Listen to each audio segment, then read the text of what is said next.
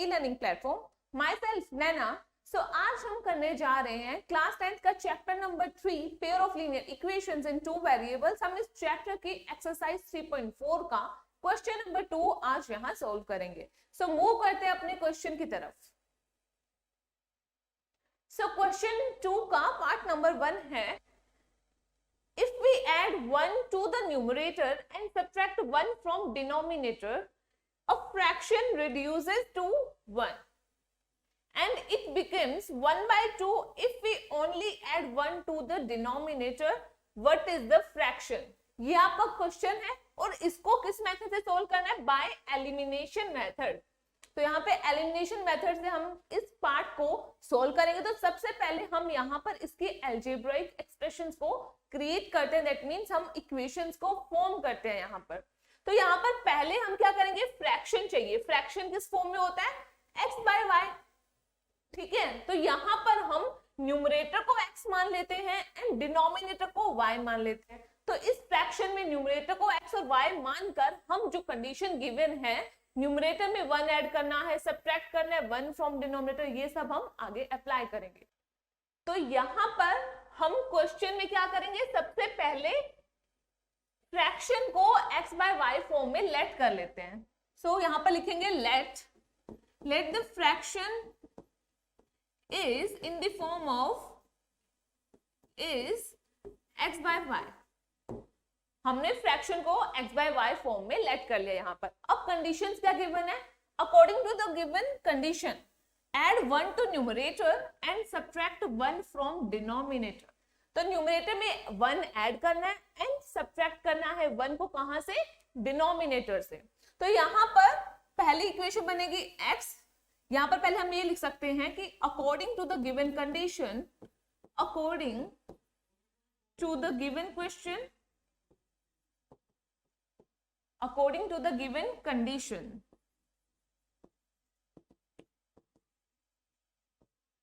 पहली कंडीशन से क्या करेंगे? हम न्यूमरेटर में 1 ऐड करेंगे। सो नाउ ऐड, हमारा फ्रैक्शन है x बाय y, तो हमें न्यूमरेटर में 1 ऐड करना है, कर दिया। फिर सब्ट्रैक्ट करना है 1 फ्रॉम डिनोमिनेटर, तो डिनोमिनेटर y था, उसमें हमने 1 को सब्ट्रैक्ट कर दिया। अब ये फ्रैक्शन क्या बन रहा है? A fraction reduces to 1।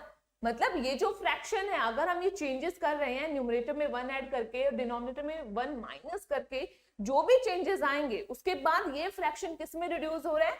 1 में। तो हम 1 को 1 बाय 1 भी लिख सकते हैं।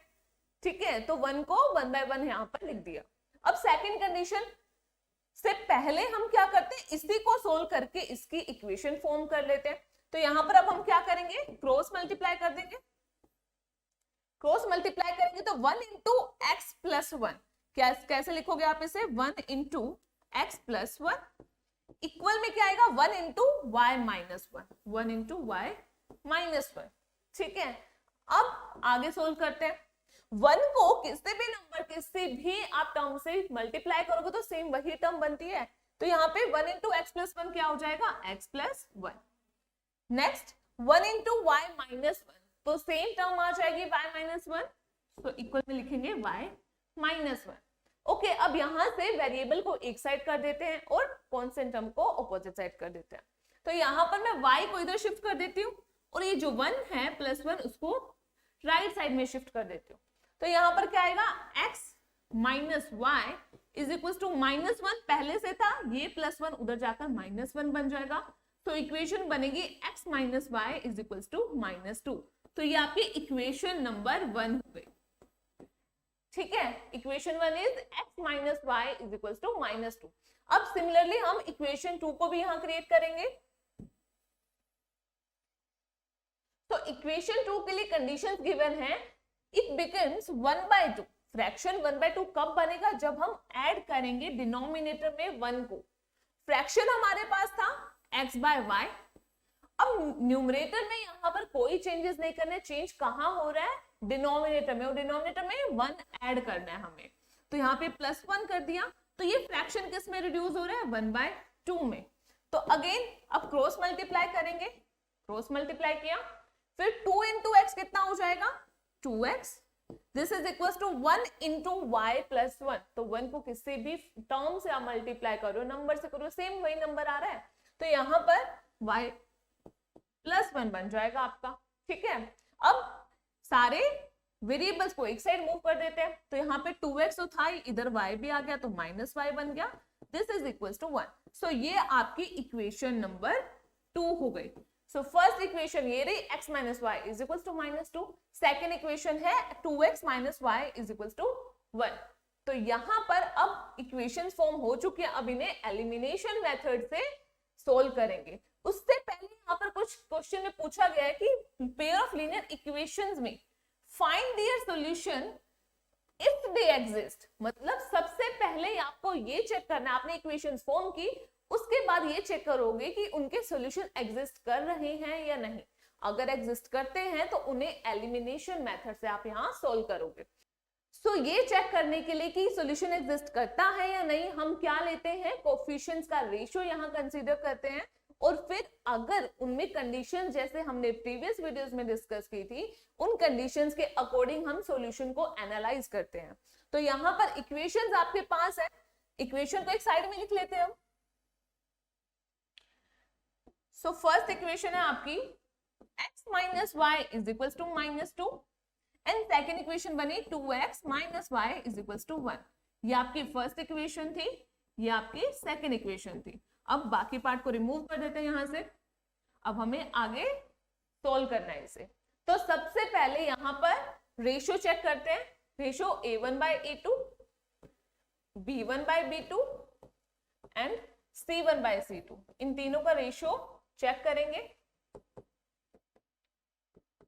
तो यहाँ पे a1 by a2 कहां से आता है, x के जो कोफिशिएंट्स होते हैं, तो यहाँ पे x का कोफिशिएंट 1 है और यहाँ पर 2 है। ठीक है, तो यहाँ पर क्या आ जाएगा 1/2, ये आपके a1 by a2 का रेशियो हो गया। सेम अब b1 by b2 के लिए y के कोफिशिएंट चेक करने होंगे, दोनों में y के कोफिशिएंट क्या है -1, तो यहाँ पर आ जाएगा -1 डिवाइडेड बाय -1। तो यहाँ पे माइनस से minus cut, so final value 1 ही आ रही है। ठीक है, अब हमें c1 by c2 का भी रेशियो चेक करना है। c1 है आपका -2 एंड c2 इज 1। ठीक है, तो इसको अगर मैं लिखूं तो ये बनेगा -2। अब तीनों फ्रैक्शंस आ चुके हैं आपके पास, तीनों के कोफिशिएंट्स के रेशियो आ चुके हैं। अब इन्हें एनालाइज करते हैं। a1 by a2 है वो b1 by b2 के इक्वल नहीं है। जब यही कंडीशन हमारे को मिल गई तो हमें c1 by c2 के रेशियो को चेक करने की जरूरत नहीं होती। तो यहाँ पर हम लिखेंगे a1 by a2 since a1 by a2 is not equals to b1 by b2. So this implies unique solution of this pair of equation. Unique solution होगा आपका। Since solution exist कर रहा है तो अब हम इन equations को elimination method से solve करेंगे। तो यहाँ पर elimination method लगाते हैं हम। ये आपका हो चुका है, फाइनल कंक्लूजन निकल गया, यूनिक सॉल्यूशन आ रहा है आपके पास कंडीशंस के अकॉर्डिंग। तो अब इनके सॉल्यूशन को फाइंड करेंगे। सो एलिमिनेशन मेथड में जैसे मैंने अपनी प्रीवियस वीडियोस में भी बताया था कि आप क्या चेक करते हो, आप x या y को एलिमिनेट करते हो। बट कैसे, सबसे पहला स्टेप ये होता है कि हम x को अगर एलिमिनेट कर रहे हैं तो उनके कोफिशिएंट सेम होने चाहिए। अगर आप y को एलिमिनेट कर रहे हैं तो y के कोफिशिएंट सेम होने चाहिए, और उसके बाद हम इक्वेशंस को प्लस या माइनस करते हैं और फाइनली एक एलिमिनेट हो जाता है, एक वेरिएबल एलिमिनेट हो जाता है और पूरी इक्वेशन जो होती है वो एक सिंगल वेरिएबल की इक्वेशन बन जाती है। ठीक है, तो यहाँ पर अगर हम देखें तो y -1 y -1, मतलब दोनों का कोफिशिएंट -1 है यहाँ पर, तो सेम है कोफिशिएंट, तो हमें अब इन इक्वेशंस को किसी से मल्टीप्लाई करने की जरूरत नहीं है, हम डायरेक्टली इनको प्लस या माइनस करेंगे। अब ये कैसे पता लगाते हैं कि प्लस करें या माइनस, मैंने ये चीज भी बताई थी कि जब दोनों के कोफिशिएंट, दोनों इक्वेशंस में जो वेरिएबल्स आप चूज कर रहे हैं जिसको एलिमिनेट करना है, उनके कोफिशिएंट्स अगर सेम हैं और सेम साइन के साथ है, मतलब या तो दोनों प्लस में है या माइनस में है, तो ऐसे केस में हम एक इक्वेशन में से दूसरी इक्वेशन को माइनस करते हैं। बट अगर दोनों के कोफिशिएंट सेम है विद ऑपोजिट साइंस, तब हम डायरेक्टली इक्वेशंस को प्लस कर देते हैं। तो यहाँ पर दोनों के कोफिशिएंट्स -1 है, नेगेटिव साइन है दोनों के साथ, तो एक इक्वेशन से दूसरी इक्वेशन को सब्ट्रैक्ट करेंगे। तो यहाँ पर लिख सकते हैं now subtracting equation 2 from equation number 1। Equation 1 से इक्वेशन 2 को सब्ट्रैक्ट करते हैं। तो यहाँ पे इक्वेशन 1 है आपकी x minus y is equal to -2 and equation 2 है 2x minus y is equal to 1। अब सब्ट्रैक्ट करेंगे हम, तो यहाँ पर सब्ट्रैक्ट जिस इक्वेशन को कर रहे हो, मतलब मैंने सेकेंड इक्वेशन को सब्ट्रैक्ट किया है, तो उनके जो साइंस होते हैं वो चेंज हो जाते हैं। तो यहाँ पर प्लस का 2x था, तो यहाँ पर माइनस बन जाएगा, क्योंकि हम सब्ट्रैक्ट कर रहे हैं तो साइन ऑपोजिट हो जाता है। और यहाँ पर प्लस, यहाँ पर माइनस का y था, तो ये प्लस का y हो जाएगा, क्योंकि यहाँ पर माइनस y था और वो साइन रिवर्स हो जाएगा यहाँ पर, तो प्लस y बन जाएगा। यहाँ पर +1 था, तो ये -1 बन जाएगा। ठीक है, ऐसा क्यों हो रहा है ये भी देख लेते हैं। हम क्या कर रहे हैं, x minus y is equal to -2 में से ये जो इक्वेशन है इसमें से हम सब्ट्रैक्ट कर रहे हैं किसको, -2x minus y is equal to 1 को।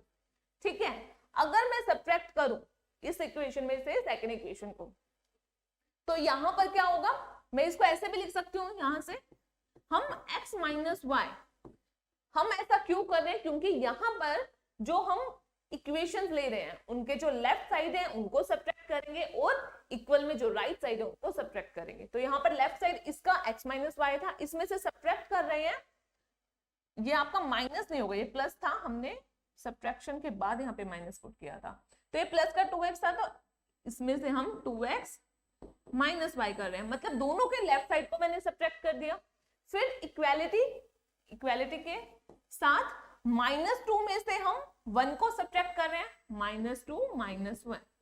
ओके, अब यहां पर इन इक्वेशंस को सोल्व करें तो क्या आएगा, x माइनस वाई, पहले ब्रैकेट्स को ओपन कर लेते हैं, -2x minus minus plus y is equal to -3। यहाँ पे प्लस का y आपका कट हो जाएगा, प्लस का y और माइनस का y। ठीक है, और इक्वेशन बन जाएगी -x is equal to -3। So x की फाइनल वैल्यू यहाँ पर 3 आ रही है। आप चाहे तो ऐसे सोल्व कर सकते हैं, अदरवाइज जो मैं अभी स्टेप बताऊंगी आप वैसे भी इन इक्वेशंस को सोल्व कर सकते हैं। मेथड आपका एलिमिनेशन ही रहेगा, क्योंकि आप एक वेरिएबल को सब्ट्रैक्ट या क्योंकि आप एक वेरिएबल को एलिमिनेट कर रहे हैं दोनों इक्वेशन से, तो मेथड सेम है, बस करने का थोड़ा सा तरीका चेंज हो रहा है यहाँ पर। तो यहाँ पर x की वैल्यू इस मेथड के थ्रू 3 आ रही है, और अगर मैं एलिमिनेशन मेथड को सिंपल इक्वेशंस की फॉर्म में ही रखकर सोल्व करूं तो क्या बनेगी इक्वेशन, वो भी देख लेते हैं। सो इक्वेशन आ रही थी, मैंने बोला कि साइन आप चेंज कर दो, जब आप सब्ट्रैक्ट करते हो तभी साइन चेंज होंगे जो नीचे इक्वेशन लिख रहे हो आप। ठीक है, अगर प्लस करो तो साइन चेंज नहीं होता है। तो यहाँ पर x माइनस 2x कितना हो जाएगा, माइनस का x, फिर प्लस का y और माइनस का y, ये दोनों कट हो जाएंगे, तो ये कट हो गया, -2 -1 -3 होता है, तो माइनस से माइनस कट हो जाएगा। सो x इज इक्वल टू 3, ये आपकी वैल्यू आ गई x की। और ये सेम वैल्यू आ रही थी जब हमने यहाँ पर दूसरे मेथड एलिमिनेशन को थोड़ा सा इस एक्सप्लेन मेथड में हमने यहाँ पर सोल्व किया था, तब x की वैल्यू 3 ही आ रही थी। अब x की वैल्यू जो 3 आई है, इसे किसी भी इक्वेशन में पुट करके y की वैल्यू निकालो। तो यहाँ पर मैं x को पुट कर रही हूँ, put x is equal to 3 in equation number 1। Equation 1 में पुट कर दिया, इक्वेशन 1 है x माइनस वाई, तो यहाँ पर x की जगह 3 रखा, minus y is equal to -2। This implies -y is equal to -2 -3। मैंने इस 3 को यहाँ पर शिफ्ट कर दिया, तो ये +3 था, उधर जाकर -3 बन गया। सर आगे -y इज इक्वल टू -5, तो यहाँ पर माइनस से माइनस कर, तो फाइनल y की वैल्यू क्या आ रही है, y इज इक्वल टू 5, तो ये आपकी y की वैल्यू हो गई। So x is equal to 3 and y is equal to 5, ये आपकी वैल्यूज आ रही हैं x एंड y की। अब यहाँ पर हमसे x एंड y की वैल्यूज नहीं पूछ रहे, यहाँ पे पूछे कि फ्रैक्शन क्या होगा, और हमने जो फ्रैक्शन लेट किया था वो किस फॉर्म में था, x बाय y फॉर्म में था आपका फ्रैक्शन। अब यहाँ पर x की जगह वैल्यू पुट कर दो x की, और y की प्लेस पर हम y की वैल्यू जो निकाली है हमने वो पुट कर देते हैं। तो यहाँ पर फाइनली फ्रैक्शन क्या होगा, fraction is equals to x की वैल्यू थी 3 और y की वैल्यू आपकी 5 आ रही, तो 3/5 आपका फाइनल फ्रैक्शन होगा। ये हमारा यहाँ पर फाइनल सोल्यूशन है। ठीक है, तो ये रहा आपका पार्ट नंबर 1। अब मूव करते हैं पार्ट 2 की तरफ। सो पार्ट 2 है आपका 5 years ago Noori was thrice as old as Sonu. 10 years later Noori will be twice as old as Sonu. Now find how old are Noori and Sonu. याद रखें जब भी एज के question होते हैं तो वहां पर हमें प्रेजेंट एज को लेकर चलना होता है। जब यहाँ पर पूछ रहे हैं कि नूरी और सोनू की एज क्या है, दैट मीन्स वो प्रेजेंट एज की बात कर रहे हैं। तो जिस चीज को यहाँ पर पूछ रहे हैं हम उन्हें एक्स एंड वाई में लेट कर लेते हैं। तो यहाँ पर अज्यूम करते हैं लेट प्रेजेंट एज। ये पार्ट लिखना बहुत जरूरी है क्योंकि एज का मतलब है हमें नहीं पता है, एग्जामिनर नहीं समझ पाएगा कि कौन सी एज की बात कर रहा है। बट प्रेजेंट लिखने का मतलब ये होगा कि हम आज से एज को कैलकुलेट करेंगे। अगर हम आज से 5 साल पीछे चलेंगे तो x माइनस 5 लिख देंगे, और अगर आज प्रेजेंट एज जो भी हम एक्स वाई की फॉर्म में लेट कर रहे हैं उनमें अगर आप 10 इयर्स आगे जाना चाहोगे तो x प्लस 10 या y प्लस 10 कर दोगे। तो प्रेजेंट एज से एज के क्वेश्चंस को कैलकुलेट करना आपके लिए इजी हो जाता है। तो यहाँ पे मैं लिख रही हूँ let present age of Noori is equals to x years and present age of Sonu is y years। ठीक है, x एंड y की फॉर्म में हमने इनकी प्रेजेंट एज को लेट कर लिया। बट यहां पर आपके दिमाग में ये आ भी रहा होगा कि प्रेजेंट एज ही क्यों ले रहे हैं, क्योंकि प्रेजेंट एज बेसिकली आपका क्या काम करेगी, आप जीरो से स्टार्ट करोगे। अगर आप जीरो को प्रेजेंट एज मानकर चलोगे तो आप +5 या -5 कर रहे हो तो पीछे जाओगे, +5 कर रहे हो तो नीचे जाओगे। आपके लिए कैलकुलेशन करना इजी हो जाएगा जब आप प्रेजेंट एज लेट कर रहे हो। अदरवाइज आप 2 साल पहले की एज को भी एक्स की फॉर्म में लेट कर सकते हैं, बट वहां पर कैलकुलेशन थोड़ा सा टफ हो जाएगी। ठीक है, तो यहां पर हम प्रेजेंट एज ही लेकर चलेंगे। अब फर्स्ट कंडीशन क्या है यहाँ पर, 5 years ago। अब 5 साल पहले की बात की जा रही है। ठीक है, 5 साल पहले में क्या होगा, जो उनकी प्रेजेंट एज है दोनों की एज ही 5 साल पीछे चली जाएगी।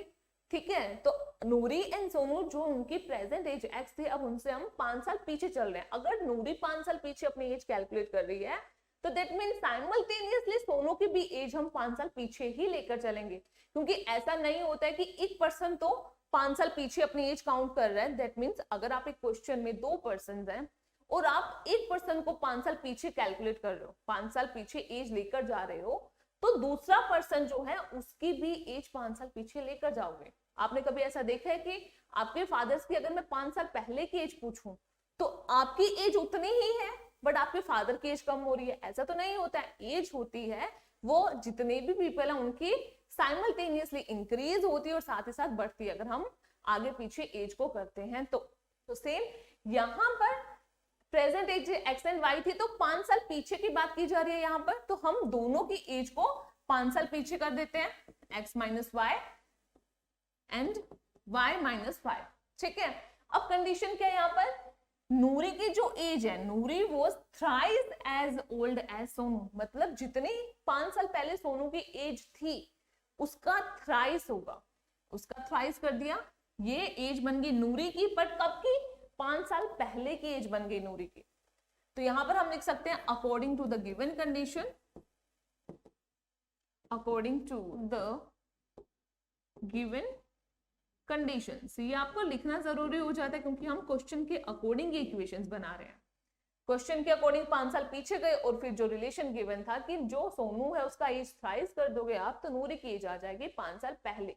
5 साल पहले की बात हो रही थी तो ये आप अब इक्वेशन फॉर्म हो चुकी है, बट यहां से हम पूरी इक्वेशन को एक उसके स्टैंडर्ड फॉर्म में कन्वर्ट करेंगे। तो यहाँ पे आएगा x minus 5 is equal to 3y minus 15। फिर इक्वेशन में वेरिएबल्स एक साइड कर दिए हम लोगों ने, x माइनस 3y ये इधर आ गया और -5 उधर जाकर +5 बन जाएगा, तो इक्वेशन बनेगी -15 + 5। सो फाइनल इक्वेशन आएगी x minus 3y is equal to -10। तो ये आपकी इक्वेशन नंबर 1 हो गई। अब इक्वेशन 2 भी हम सेम बनाएंगे। इक्वेशन 2 के लिए कब बात कर रहे हैं, कौन से ईयर की बात कर रहे हैं, 10 years later, 10 साल बाद की बात कर रहा है। तो दोनों की एज को हम 10 साल आगे कर देते हैं। So x plus 10 equals to y plus 10, 10 साल आगे कर दिया हमने एजेस को।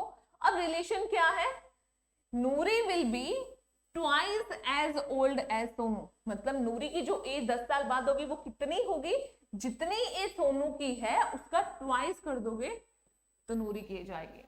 तो कर दिया ट्वाइस। अब इक्वेशन को सोल्व करते हैं। x plus 10 is equals to 2y plus 20. This implies x, अब प्लस 2y को इधर शिफ्ट किया माइनस 2y बन गया, और प्लस 10 को इधर शिफ्ट किया तो माइनस 10 बन गया, तो 20 minus 10. This implies x minus 2y is equals to 10. तो ये आपकी इक्वेशन नंबर 2 हो गई यहाँ पर। तो दोनों इक्वेशंस फाइनली आपके पास यहाँ आ चुकी है। अब इन्हें हम एलिमिनेशन मेथड से सोल्व करेंगे, बट सोल्व करने से पहले चेक करेंगे कि इनके सॉल्यूशन एग्जिस्ट करते हैं या नहीं। ठीक है, तो मूव करते हैं अब इनके सॉल्यूशन पार्ट की तरफ। सो इक्वेशंस को हम साइड में लिख लेते हैं यहाँ पर।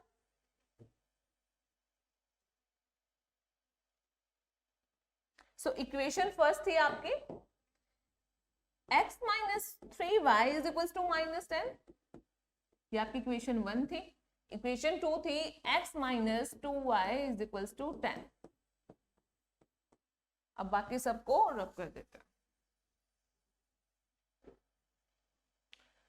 ठीक है, अब यहां पर हम सबसे पहले फ्रैक्शंस लेंगे और फ्रैक्शंस की हेल्प से इनको चेक करेंगे कि सॉल्यूशन एग्जिस्ट करता है या नहीं करता है।